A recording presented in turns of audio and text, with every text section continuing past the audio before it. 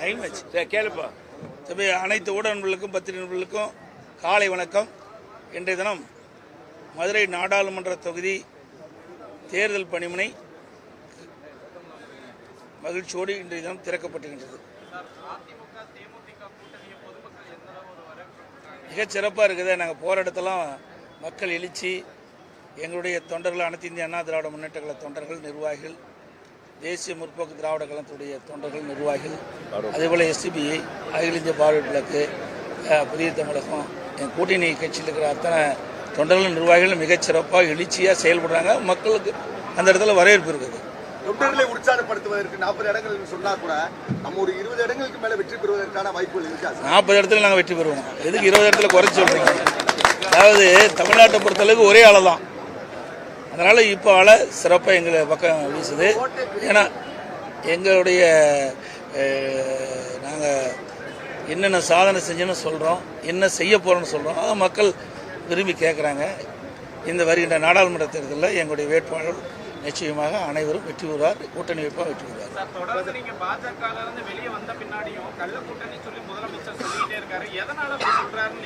நீங்கள் அவரை தான் கேட்கணும். என்ன கேட்டு ஏங்க ஒரு கட்சி இருக்குது, இது வரைக்கும் இப்படி யாருமே பேசுனது கிடையாது. நீங்கள் தமிழகத்தில் எத்தனையோ கட்சிகள் இருக்குது, இந்தியாவில் எத்தனையோ கட்சிகள் இருக்குது. அவ்வப்போது தேர்தல் சூழ்நிலைக்கு தகுந்தவாறு கூட்டணி அமைக்கிறாங்க. அப்புறம் கூட்டணி விருப்பம் இல்லைன்னா கூட்டணியிலேருந்து வெளியேறாங்க. அது அந்தந்த கட்சியுடைய விருப்பம். ஆனால் நாங்கள் பாரதிய ஜனதா கட்சியிலிருந்து கூட்டணியிலிருந்து விலகி வந்த பிறகு வேண்டுமென்றே திட்டமிட்டு இன்றைக்கு முதலமைச்சர் திரு ஸ்டாலின் அவர்களும் அவருடைய மகன் திரு உதயநிதி ஸ்டாலின் தொடர்ந்து எங்கள் மீது அவதூறு பிரச்சாரத்தை செஞ்சுட்டு இருக்கிறாங்க. என்ன காரணம் தெரியல. தோல்வி பயத்தின் காரணமாகத்தான் இப்படி பேசுவார் என்று எங்களுக்கு சந்தேகம் ஏற்படுகிறது. மாநில அரசாங்கத்தை விமர்சனம் செய்யக்கூடிய அளவிற்கு மத்திய அரசாங்கத்தை பற்றி எடப்பாடி பழனிசாமி சார் அவ்வளோ பேச மாட்டேங்க. அதாவது ஒன்று புரிஞ்சுக்கணும், ஒரு கூட்டணியில் கடைசி வரைக்கும் இருக்கிறோம், கடைசியில் வந்துடுறோம். வெளியில் வந்த பிறகு என்னத்தை பேசுவீங்க?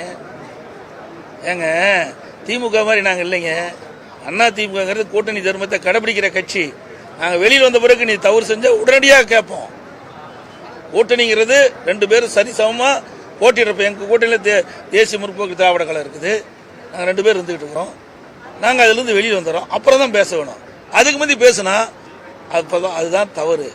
கூட்டணிக்குள்ள இருந்துகிட்டே உள்ளடி வேலை செய்யறாங்கன்னு அர்த்தம். அது திமுக கை வந்த கலை. அண்ணா திமுக அப்படி அல்ல. எங்களை நம்பி கூட்டணி சேர்கின்றவர்கள் யாராக இருந்தாலும் கடைசி வரைக்கும் நாங்கள் விசுவாசமா இருப்போம். அதிலிருந்து பிரிஞ்சு வந்த பிறகு நாங்கள் தமிழ்நாட்டு மக்களுக்கு பாதிப்பு அடையக்கூடிய திட்டங்கள் எது வந்தாலும் கடுமையாக எதிர்ப்போம், முறியடிப்போம்.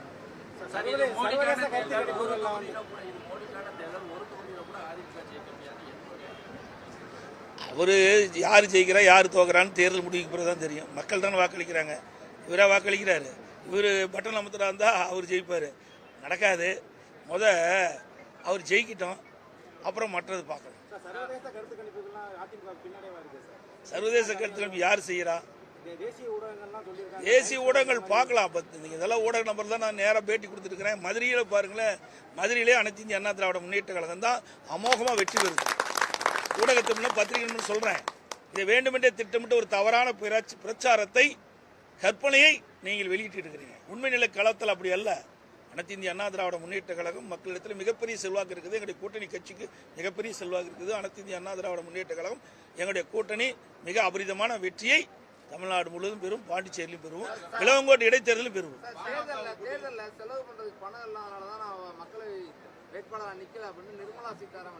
ஏங்க இதெல்லாம் அவருடைய சொந்த பிரச்சனைங்க. எனக்கு பணம் இருக்குதா இல்லையான்னு எனக்கு எப்படிங்க தெரியும்? என்னுடைய பிரச்சனை கேட்டால் நான் சொல்லுவேன். சார் நீங்க இருக்கிறீங்க, உங்கள்கிட்ட கேட்டால் எனக்கு தெரியுமா? அது மாதிரி தான் அவருக்கு பணம் இருக்குதா இல்லையான்னு அவருக்கு தான் தெரியும். நீங்க அவரை பார்த்து கேளுங்க. இந்த கேள்வியை அவர்கிட்ட கேட்டீங்களா அதுக்குண்டான பதில் கிடைக்கும். என்கிட்ட கேட்டால் நான் என்ன சொல்ல முடியும்? அவர்கிட்ட பணம் இருக்குதா இல்லையா, செலவு பண்ண முடியாதா, இதையெல்லாம் அவரிடத்தில் கேட்க வேண்டிய கேள்வி என்னிடத்தில் அல்ல. ஒரு பன்னீர்செல்வத்தை தோற்கடிப்பதற்கு 5 பன்னீர் செல்வங்கள் தேவைப்படுதா சார் அப்படின்னு யார் சொன்னது? எல்லாரும் பண்ணி ஆமா, அவரை போய் கேளுங்க. இது என்னங்க, இந்த நாட்டு சுதந்திர நாடுங்க. அந்த ஓ பன்னீர்செல்வம் ஒண்ணுதான், நானும் ஒண்ணுதான், இங்க நிக்கிற வேட்பாளர் ஒண்ணுதான், நீங்களும் ஒண்ணுதான், எல்லாருக்கும் சமம் தான். இது மிகப்பெரிய ஜனநாயக நாடுங்க.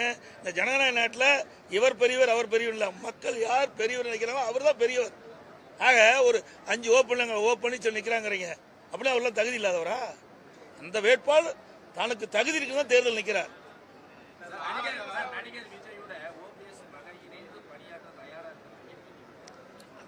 இது அவருடைய கருத்து, நீங்க அவரை தான் கேட்கணும்.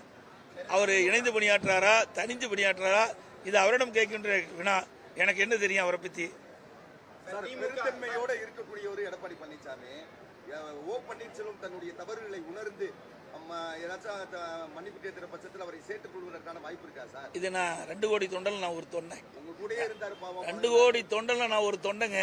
2 கோடி தொண்டர்கள் எடுத்த முடிவு எடப்பாடி பழனிசாமி எடுத்த முடிவு அல்ல. நல்லா புரிஞ்சுக்க. ஊடகத்திலே பத்திரிகை சொல்றேன், தனிப்பட்ட முறையில் வேண்டுமென்றே திட்டமிட்டு சில கற்பனையான செய்திகள் எடுத்து தவறு. ஒட்டுமொத்தமாக அனைத்து இந்திய அண்ணா திராவிட முன்னேற்ற கழக நிர்வாகிகள், மாவட்ட செயலாளர்கள், 2 கோடி தொண்டர்கள் எடுத்த முடிவின்படிதான் நான் செயல்படுறேன். காட்டிட்டோம். நான் பெரியவங்கிட்ட ஆசி வாங்குறது தப்பா? வேற யார்கிட்டையும் போய் 3ஆவது வாங்கலையே. இவ மாதிரி வெளியில பெரிய வீரவசனம் பேசுறார். நாங்க பிரதமரை எதுக்குறோம் அப்படின்னு வீரவசனம் பேசுறார். அது கருப்பு கூட பிடிச்சா அவர் கோச்சுக்காரன்னு வெள்ளை கூட பிடிக்கிறாங்க. அப்படிப்பட்ட தலைவர்கள் தான் தமிழ்நாட்டில் இருக்கிறாங்க. அப்புறம் ஓடோடி போய் தமிழ்நாட்டில் இருக்கிற திட்டங்களை துவக்கி வைக்கிறதுக்கு அழைக்கிறார். அங்க சரணகதி, இங்க வீரவசனம். இதுதான் இரட்டை வேடம் திமுக. பாஜகவினுடைய முக்கிய தலைவர்கள் எல்லாம் களமிறங்கி இருக்காங்க. இதை எப்படி பாக்குறீங்க? அண்ணாமலையில இருந்து தமிழ் ஏங்க யாரு களமிறங்கினாலும் ஓட்டு போடுறது மக்கள் தாங்க. மக்கள் யாரை தீர்மானிக்கிறாங்களோ அவிதான் அந்த வேட்பாளர் தான் வெற்றி பெறுவாங்க. ஆக களத்துல நிக்கிறவங்க பத்தி கவலை இல்லை. மக்கள் யார் வெற்றி பெற நினைக்கிறார்களோ அவர் தான் முக்கியம். அப்படியெல்லாம் கிடையாது. யார் அப்படி நீங்க நினைக்கிறீங்க? அந்த காலம் இன்றைக்கெல்லாம் மாறி போச்சு. அப்ப மிட்டா மிராஸ்தர் பணக்காரன் காலம் மாறி போய் சாதாரண கிளை செயலாளர். நீங்க நான் பூச்சவர் ஆகலையா, முதலமைச்சர் ஆகலையா? மக்களுடைய மனம் மாற்றம் மாறிவிட்டது. இன்றைக்கு தொழில் அதிபர்கள் பணக்காரர் தான் நின்று ஜெயிக்கணும் அவசியம் இல்லை. சாதாரண குடிமகன் கூட தேர்தலில் போட்டியிட்டு வெற்றி பெற ஒரு வாய்ப்பை தமிழ்நாட்டு வாக்கா பெருமக்கள் கொடுக்குறாங்க. அது அனைத்து இந்திய அண்ணா திராவிட முன்னேற்ற கழகத்தில் அது பின்பற்றோம். அதை வெற்றிகரமா நாங்கள் செயல்படுத்திட்டு இருக்கிறோம். அனைத்து ஊடகங்களுக்கும் பத்திரிகை நன்றி.